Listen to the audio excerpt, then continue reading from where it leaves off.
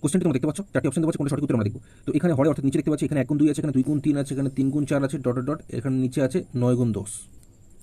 তো প্রত্যেক ক্ষেত্রে দেখো গ্যাপ 1 করে আছে, দেখো 2 থেকে 1 বিয়োগ করলে 1, 3 থেকে 2 বিয়োগ করলে 1, 4 থেকে 3 বিয়োগ করলে 1, 10 থেকে 9 বিয়োগ করলে 1। তো এরকম ক্ষেত্রে একদম প্রথমে এই 1/1 লিখবে, তারপরে মাইনাস দিয়ে একদম শেষে 1/10 1/10 লিখবে।